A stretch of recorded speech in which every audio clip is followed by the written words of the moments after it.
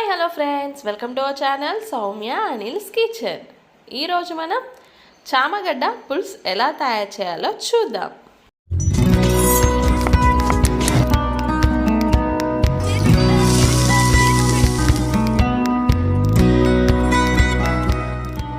ముందుగా కావాల్సిన ఇంగ్రీడియంట్స్ ఏంటో చూద్దాం. చింతపండు, సాల్ట్, పసుపు, చామగడ్డ, ఆయిల్, కారం, పచ్చిమిర్చి, కరివేపాకు, పోపు దినుసులు, ఆనియన్, టమాటోస్. ఇప్పుడు ఎలా తయారు చేసుకోవాలో చూద్దాం.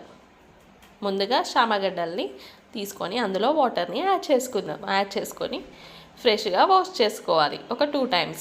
ఇప్పుడు స్టవ్ పై బౌల్ పెట్టుకొని వాటర్ని యాడ్ చేసుకుందాం. అందులో చామగడ్డల్ని యాడ్ చేసుకుందాం. అలానే సాల్ట్ని యాడ్ చేసుకొని ఒక 5 minutes పాటు బాయిల్ కానివ్వాలి.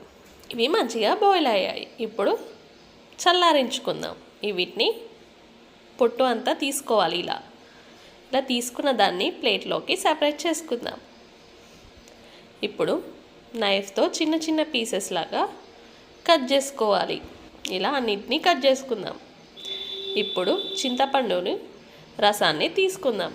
ఇలా చింతపండు రసాన్ని తీసుకొని సపరేట్ చేసుకుందాం.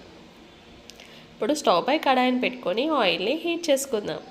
అందులో పోపు దినుసులు, చిల్లీస్ని యాడ్ చేసుకుందాం. అలానే కరివేపాకుని కూడా యాడ్ చేసుకుందాం.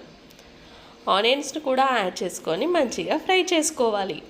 అవి మంచిగా గోల్డెన్ బ్రౌన్ కలర్ వచ్చే వరకు ఫ్రై చేసుకోవాలి. ఇప్పుడు టమాటోస్ని యాడ్ చేసుకుందాం. యాడ్ చేసుకొని ఒక 2 minutes పాటు మంచిగా మగ్గించుకుందాం. ప్లేట్ని క్లోజ్ చేసి ఒక 2 minutes మగ్గించుకుందాం. ఇవి మంచిగా మగ్గాయి. ఒకసారి మంచిగా కలుపుకుందాం. ఇప్పుడు అందులో పసుపునే యాడ్ చేసుకుందాం. యాడ్ చేసుకొని మొత్తం కలిసేటట్టు కలుపుకోవాలి.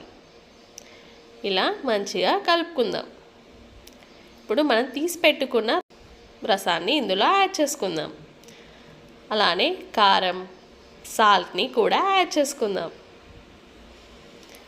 యాడ్ చేసుకొని మొత్తం మంచిగా కలుపుకోవాలి. ఇప్పుడు మనకు కావాల్సినన్ని వాటర్ని ఇందులో యాడ్ చేసుకుందాం. యాడ్ చేసుకొని ఒకసారి మంచిగా మళ్ళీ కలుపుకోవాలి. ఇప్పుడు మనం కట్ చేసి పెట్టుకున్న చామగడ్డని ఇందులో యాడ్ చేసుకుందాం. యాడ్ చేసుకొని ఒకసారి మంచిగా కలుపుకొని ప్లేట్ని క్లోజ్ చేసి ఒక 5 minutes పాటు కుక్ చేసుకోవాలి. ఇలా మంచిగా ఒక 5 minutes పాటు కుక్ చేసుకుందాం. చూడండి, ఇది పర్ఫెక్ట్గా కుక్ అయినట్టే. ఇలా చేసుకోండి, చాలా టేస్టీగా ఉంటుంది.